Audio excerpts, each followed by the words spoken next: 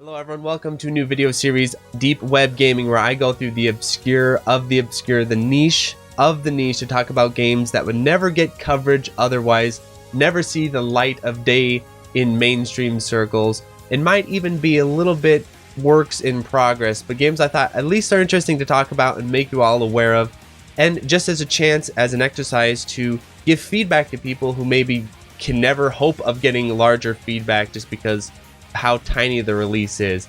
And so the first game on this list is Super Galaxy Squadron. Now this game I just came across going through the back channels of Steam, just doom scrolling through the pages, and I looked at it, and I think the reason why this game hasn't had much coverage, I looked to see if any of the other channels in the past have reviewed it, if it's had any sort of coverage at all. Basically none. And I think the main reason for that is actually the name Super Galaxy Squadron. I think this name is painfully generic. When you look at it, it reminds you of something like a mobile shmup, like a bad one. Funnily enough though, I got the game, I started playing it. Now it isn't a masterpiece or anything like that, but it is surprisingly a lot better than I was expecting. I was thinking it'd be like this really Euro shmup, but it isn't. It has some Euro shmup elements, like it has a health bar, but it definitely has more of a Japanese influence as well, where the enemies are more dense. They're not super tanky or anything like that, maybe a little bit, but not super tanky. It also has all these different ships, and when I was looking at the ship select screen, I was like, oh, this is going to be a mess. But actually the ship selection is pretty cool, and they're all simple and, well, I wouldn't say well balanced, but worth playing, at least a lot of them. So the ship you'll see mostly in the footage is the sword ship.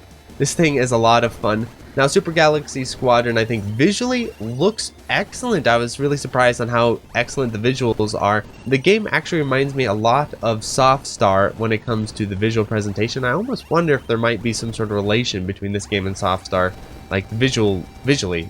I don't know, but it does look really cool. The gameplay is a little bit on the easy side, but if you crank it up to the highest difficulty, you actually can get a sweat going, and it is a lot of fun. And the way it works is you basically have your shot, and then you have the slowdown. And what's funny is this game is made in Game Maker, and I can tell the slowdown mechanic is literally like changing the room speed to 30 frames or whatever, like they're just slowing down the room speed. I think that's funny, but it also works, right? So it has this sort of bullet time slowdown mechanic like you'll see in Espluda. That's a lot of fun. You have this hyper bar that you charge and you unleash, and then all the different ships have their own little hypers, and some of them are really cool. At first I thought there was going to be just sort of generic attacks, but one of the ship, I think it's Black Ship, this thing is an absolute beast, probably the best ship in the game that I've come across. Its hyper attack is really cool, and something I kind of want to see in other shmups, where it releases this diamond, and then you shoot the diamond, you can actually spray off of the diamond in different directions, and the diamond also cancels bullets. It's such a cool mechanic, such a cool idea. So whoever worked on this game, I would love to see them actually follow up or work on it some more. Some obvious flaws with it. First of all, I think the difficulty, even on the highest, I think like the highest difficulty should be maybe the default difficulty, and then from there they should ramp up the difficulty a little bit more. Also, the level design, while fun, is kind of this interesting phenomenon I haven't come across in a shmup in quite a while, which is, now in Euro shmups, what they do is they have these very long plodding level design where they add all this extra space and you're sort of waiting around and you're kind of like, you know, just boring, stale level design. Doesn't have all these sections where you sit and wait around and nothing happens, but it also isn't as steep of a level design as a Japanese shmup. Instead, what it does is it kind of like extends out the middle tier difficulty. So like in that bend of difficulty, it kind of extends out the middle section quite a bit. So you'll go through and you have a nice slow ramp up in difficulty, but it's, in my opinion, maybe a little too slow, a little too kind, but you do get a ton of gameplay out of it. So it is an interesting design. The only other shmup like this that I can think of is Ten and Till. Ten and Till kind of does the same thing. But what I'm saying is, if you're kind of new to the genre, you're looking for a great sort of intro shmup, I actually think this one is a lot of fun, and I could see it being kind of a guilty pleasure, especially those who like games like Jamestown. Like, for instance, I think this game's more fun than Jamestown. I think it's better. So maybe if they'd had a better name, than Super Galaxy Squadron. I could have seen it having a little bit more mainstream appeal. My biggest critique of this game, though, that I think if the developer ever sees this, could go and fix even now is, well, as we go through, we'll find a running trend where none of these games seem to have Tate, and I think this game definitely should. So that's my feedback. Check it out, Super Galaxy Squadron. This one you actually have to buy. It's not free. A lot of these on the list are free. This one is not.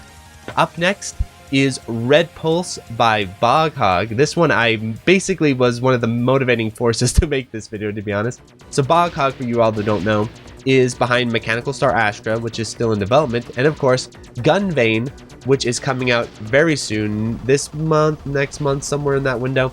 And it is an excellent game, and so I thought it'd be interesting to go back and look at one of his first games, Red Pulse, which isn't a shmup necessarily. It's more like a run and gun meets Mega Man X meets Bullet Hell, and it is actually a shitload of fun.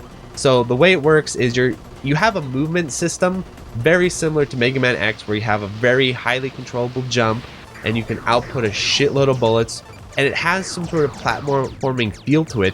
But unlike Mega Man X, it has genuine bullet hell design when it comes to the enemy layouts, when it comes to the boss fights. You just go full bullet hell mode.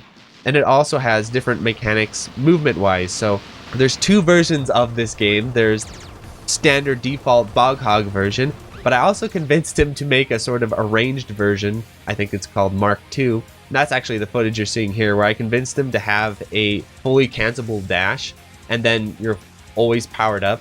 And so this differs from the regular version, which has a committed dash, but you duck as you dash. So you just get two different flavors, see what you like the most. Obviously, the biggest drawback of Red Pulse is the graphical presentation. This is early on in his career as far as putting together the graphics and everything. But in terms of gameplay, it is actually rock solid and a ton of fun. The boss fights are incredible. It is difficult, but it isn't crazy difficult, and there's also different difficulty selections. I think this is a really overlooked game. I mean, I hadn't heard of it, so I do implore you all to check it out. Definitely worth the money, especially with the two different versions. Final boss fight itself was a lot of fun. This was one of those games where you sit down to review it and you just start playing it and you kind of forget that you're supposed to be reviewing it until you're done. That's always a good sign. A huge recommend for me. It would be cool if someday Boghog went back and like remastered the graphics.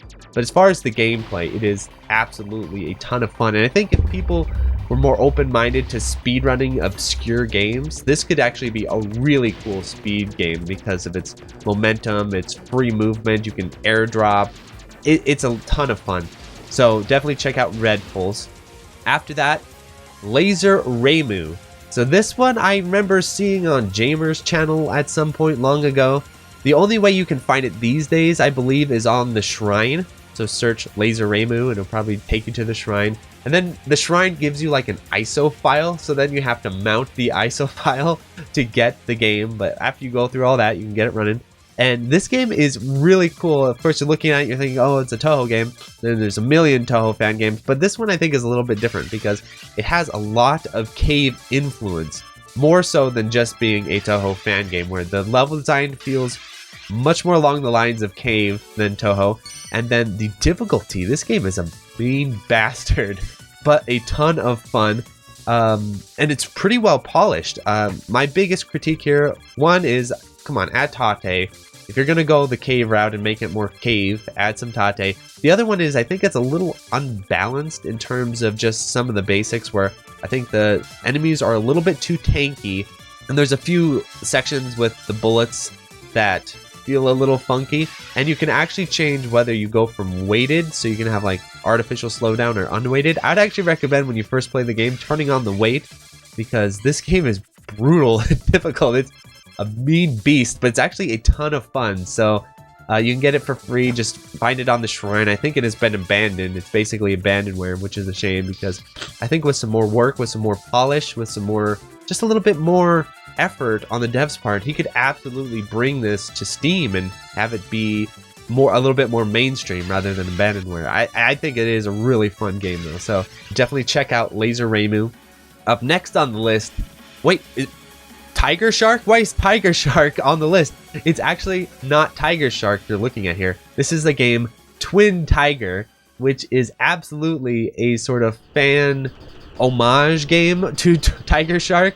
Blatantly so, called Twin Tiger. I mean, it recognizes that in its name.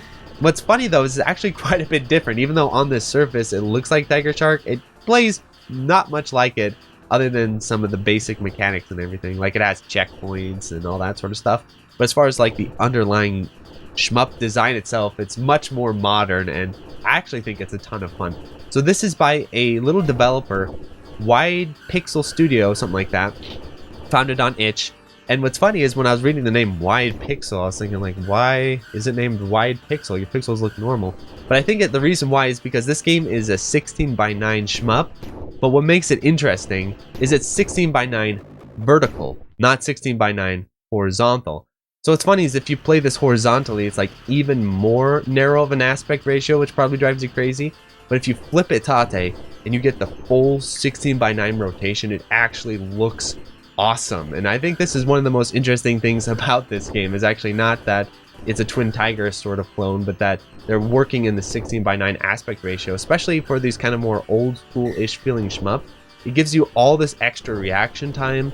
The movement feels great. I think this is really interesting. So it was a lot of fun, definitely a lot easier than the original Twin Tiger, at least on the difficulty I was playing on, though there are different difficulties, so I'm sure it can get pretty brutal. But yeah, it's really cool, runs really well. I kind of like playing it more than the actual Tiger Shark, to be honest, though. I thought this would be interesting to check out. The next one is actually by the same developer, and you can tell they seem to be running on the same engine, it seems, or whatever code base, whatever you call it. It's a game called Broken Pearl, and that sounds like a porno or something, but Broken Pearl is really fun. I actually might like it a little bit more than Twin Tiger. It's more original, obviously, so you're not playing Tiger Shark anymore. And it has this sort of Beatleish Blue Gender, if you ever seen that show, sort of vibe to it, and I really like it. It's a ton of fun. Difficulty feels good. The biggest flaw of this game is definitely the boss fights, and maybe that's just the difficulty I was playing on, but the boss fights are like crazy easy because they just die in like 1 second. So they probably should rebalance the boss fights to be a little bit more. Also, the way the stage select sort of works is confusing, because when you look at it, you think, oh, you just select these different stages. But when you beat the stage doesn't go away. And so I'm not exactly sure how the stage advancing of the game works, but it is a little funky. It feels like this is a really interesting sort of prototype to what could be a full release. It feels like if they came back to this game, added more enemy types, just added in more content, compacted the game design a bit, they could have like a really cool game on their hands. So I would love to see them come back, take this sort of style, this vibe, I really like it, and work with it a little bit more. I think the basic gameplay though is real solid. The guy knows how to make the enemies feel chunky but not too chunky, makes the gameplay frenetic, especially the 16:9 aspect ratio is really cool. I really like this game a lot. I just like to see more from it. I like to see the developer like stop making little project shmups and make like a full release, and I think Broken Pearl could be a great starting point for that. Speaking of little shmups, up next, a surprise for me even, Cross Gunner. So for people familiar with the Electric Underground, I have a podcast, and there's sort of a subset of podcasts where it's myself, Boghog, and Actane arguing and yelling at each other about different things. And so Cross Gunner is made by Actane, and I saw it on his channel. I thought, oh, it'd be fun to kind of look at his shmup and sort of do a little critique for him for this video. And I gotta tell you, I was almost annoyed as I was playing it, because I'm like, this is surprisingly really good. Why is Actane secretly really good at developing shmup? Or at least has a lot of potential at this point, because I think this is one of his first projects. But I would love to see this game moved forward into a full release, because it is really cool. The way it works is you have these cross guns, that's why it's called Cross Gunner. You can control them by going up and down, right? So you can actually control them a bit, and then you can move your ship left to right, and you can line up these really cool sort of crosses where you'll get your ship under the enemy, and then you get the cross guns on top of them, and you just blow the shit out of them. It's such a cool concept. I almost wonder, has it been done before? I've never seen it before. And then also on top of that, you have this sort of bomb that comes through, and it does this canceling sort of mechanic. The game is a shitload of fun, and I think it's really charming, the little graphics, and it runs on Pico 8, I think, whatever a Pico 8 is. There's a Windows version. The Windows version is surprisingly well done. Like, it has controller support. A lot of these games don't have controller support, by the way. You have to use anti-micro to map them. This one has like full-on controller support. It has a little options menu. Like the version on Windows is actually really surprisingly well done. And then you also can get it on these different, like you can play it on the Pi and stuff. Like this is such a cool release, and I'd love to see Octane continue on with the future. I sat and just played it for 20 minutes. Now the game is like a 5-minute game. It's one level basically, but that one level really does a great job of illustrating the concept, illustrating what this game could be. So yeah, this is a really cool little project. I definitely recommend you try it out, and hopefully we'll see more from Octane and make this into like a full-on game because it's really cool. Up next we have Arengis. I'm just guessing on how it's pronounced. I just randomly came across this on itch.io, and it is basically like R-type Gradius style stuff, but it's interesting because it definitely has a little bit more influence for more modern shmup design. For one, you have full auto, and the level design is pretty cool. Like when I was looking at it, I was thinking, oh, this is probably really Euro, especially because it has like 13 levels or something like that. But no, actually the level design feels nice and meaty, and you blow shit up. You're not waving around. Your hitbox is massive, I would say. I wouldn't mind the hitbox being trimmed down a little bit. But yeah, it actually feels cool, and it kind of has this sort of NES sort of vibe to it with the graphics. Like some of the graphics remind me of Super Mario Bros, like the backgrounds, or Metroid and stuff. I kind of like the way it looks. It has this charming look to it. It almost looks like it could be an NES shmup. But unfortunately, it seems to have one big oversight that maybe the developer to this day might go in and patch, which is so it has these weapons that you can collect. You can collect options, you can collect lasers and stuff like that, and it's actually really nice because the game gives you a ton of firepower. For some reason, the developer didn't think to like cap the amount of power that you can get, which is hilarious, but also basically breaks the game, which you're seeing in the footage here, which is you can just keep collecting more and more power-ups. Like you can just keep stacking them to the point where you're just one-shotting everything in the game. It's pretty hilarious. Not something I've ever seen in a shmup before, but obviously a pretty big oversight. Now I'd love to see the developer go in and cap it so that you're not blowing up the levels. It's like the ultimate Gradius syndrome, where you could get fully powered up and just fly through the game and win, or if you die, you're basically screwed. So the game could get rebalanced a little bit with that, but like the fundamental design is surprisingly a lot of fun. Also, the game does not have bullet ceiling. I don't know if old school horizontal shmups have that or not. Like, does Gradius have bullet ceiling? I'm assuming it does to some degree. This game doesn't though. Forget bullet ceiling, you're just gonna get shot point blank, so you have to be aware of that. I feel like the game's got a lot of potential. Like if the developer went in and like reworked it a bit and like beefed it up a little bit more, fix some of these glaring issues, I could see this being brought out as like a full-on release on Steam or something like that. It is a lot of fun when you're not blowing it up rent-free. But yeah, definitely check it out. There's a light version and there's a paid version. I just played the light version. I didn't bother with the paid version since the light version is straight up broken. I assume that's probably carrying over to the paid version as well. But it is a pretty cool game. And then up next, Task Force Campus. I don't know how you say this. So this game, I just found it again on itch, and what interested me is the game seems to have all these different ports, like on PS4 and Switch and all this sort of stuff. Now, I don't know how these ports work or anything like that, if you can still get them on the eShop, but unfortunately, I wanted to review this game because it's an interesting sort of case in indie shmups. Usually when you're going through and you're finding these kind of prototype-y type indie shmups, like on itch and everything, usually the way it works is either the game isn't finished fully, it's like one stage like Cross Gunner, or it's like an interesting gameplay idea. But what's interesting about this game is like its presentation is actually really impressive. So when you're looking at the screenshots for it on itch, you're like, whoa, this could be like a straight up hidden gem because it has great presentation, has a cool graphical style. The soundtrack is really interesting. I can't remember the exact term for it, but it's like, you know, pulsing bass line type stuff. But what's funny is actually when you get further in the game, you'll actually get some like vocal tracks going on and stuff. And they're actually kind of good. Now, they're not like full on buy the CD, support the band sort of good, but like for just some random game on itch.io with vocal tracks, you assume that's going to be a nightmare, but it's kind of enjoyable and fun and interesting and quirky. But unfortunately, I'm here to tell you that the coding of the game and the gameplay of the game, that's where, yeah, unfortunately you hit a brick wall. So this is like an interesting case where the design and the aesthetic is actually very excellent, but the actual gameplay is not. And the reason why is, for one, you can't get this thing to behave itself full screen wise. It will not go full screen. You can hit full screen and it'll go full screen, but it just zooms. It just gives you a black screen, but it's like this tiny little area. So the game's not magnifying into full screen. It's just still this tiny little window, even if it does hit full screen mode. Another issue is that when you play it, it runs too quickly. Like, so it's running full force the entire time. Luckily, I've actually dealt with this before. So if you go into the INI file, you change the sync to 0. That will mostly correct the game running too quickly. And then on top of that, I don't know what's going on, whether this is programmed or whether this is design, but the lag and inertia on this game is absurd.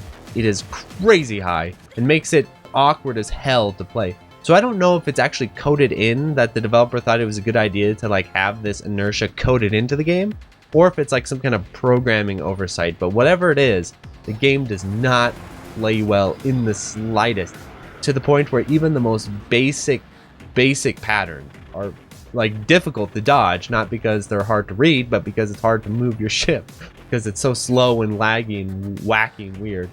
And then on top of that, just some of the bullet patterns just aren't quite tested out. Like, I got through 2 stages of the game. I was like, right, that's good enough.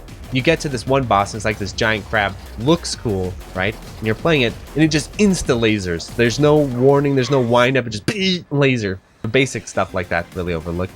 So the game is kind of an interesting project, but just the gameplay of it really needs a lot of work.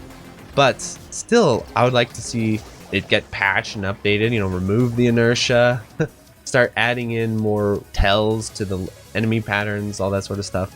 And then number 9 on the list is a game that isn't as obscure because it's infamous, but besides infamy, it's hell of obscure, which is Tohopachi, which is this version of Toho meets all these Tohopachi games. But it's not just Tohopachi, it's like a bunch of cave games like Ketsui, Tohopachi, Galuda, and stuff like that.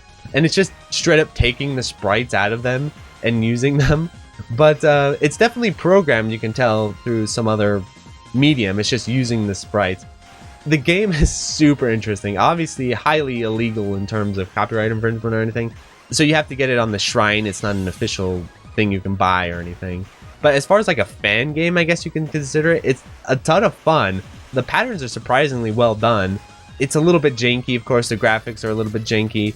My biggest critique of this thing, though, is there's still no tate. Like, why can't you tate this? And when you're even playing it horizontally, it's not like fully zoomed in. You know, you just have this tiny play window. It'd be cool if someone went in and made a little rotator for it or something to get it to rotate. It is a ton of fun, though, and I think just kind of hilarious. And the music is excellent because the music is all stolen from cave games, so you're going through and you're like jam into the music.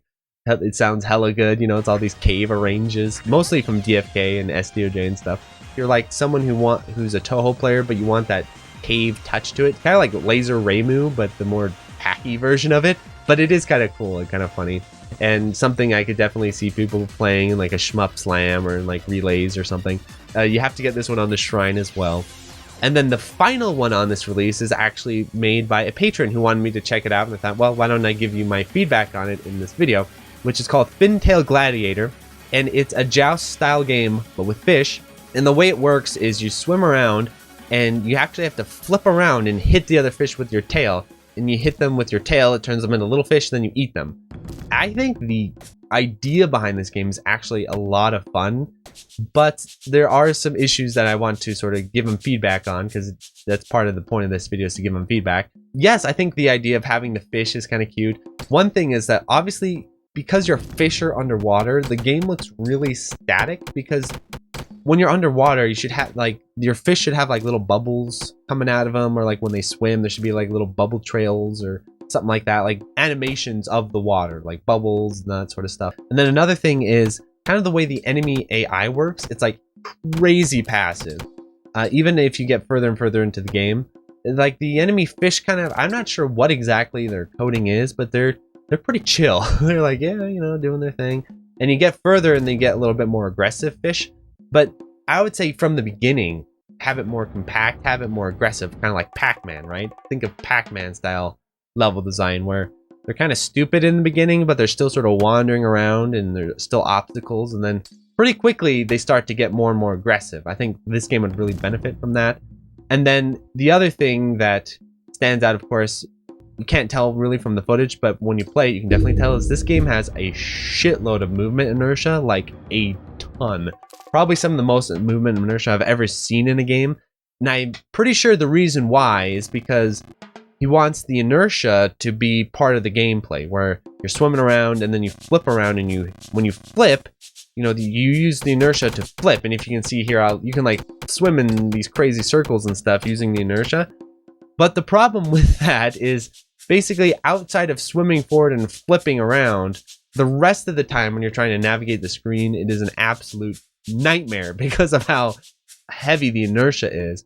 So what I would recommend is either really tamping down that inertia and have it be very focused, where like maybe most of the time you don't have inertia, but if you go full sprint and turn, that's where the inertia happens. Or maybe just even implement a control system where you can flip around without the need of inertia, like maybe a button, you know, something like that.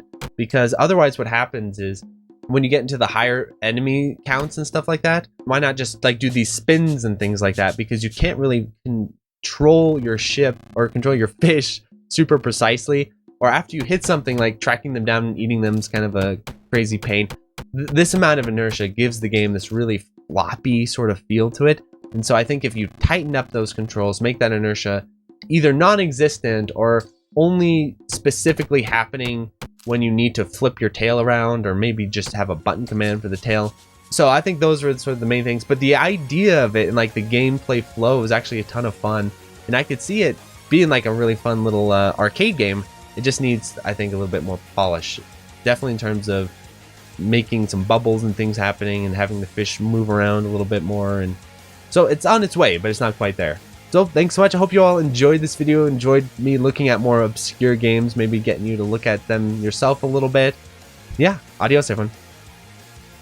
So thank you to the $5 patrons, 100, Dingo, Another Joe, Anthony A, Aaron Solis, B.Reality, Bo, Ben, Borky22, Brian Schiffer, Chris Yusufovich, Chronic Burnout 3, Climbing Coyote, Cook Some Soup, Corey Mark, Des Audio, Darren Griffin, Disco Stas Leia, DJ420 Praise It, Eric H, Fantaside, FCK, Full Set, Retro Schmupper, Hausu, J, Jason Allen, JLab, JBRPG, John Kelly, Gameboy Guru, K, K2, KZ, Khalil Reedy, Contain, Larridge, Malaise, Matthew Deragish, Maz, Megadeth 859, Minang, Mechalin, Michael Stum, Nichelle Y, Queen Charlene, Nathaniel Davis, and Electron, Neon Dagger Games, Okla Googles, Philip Mason, Psycho Blizzard, Rattlecat, Raul, Real Skeen, Riff Mason, Robot Parking, Rolf015, Sarah, Scanline City, Seesaw FW, 7 Overdose, Shmup Junkie, Sarah Pong, Steve Fiction, The Boot Rex, The Dirty Screech, DN1, The Old Bensta, TRM, Sugumo, Twilight EX, Utukoi Roots, Wappy Legs, and Utakaya. Thanks for watching.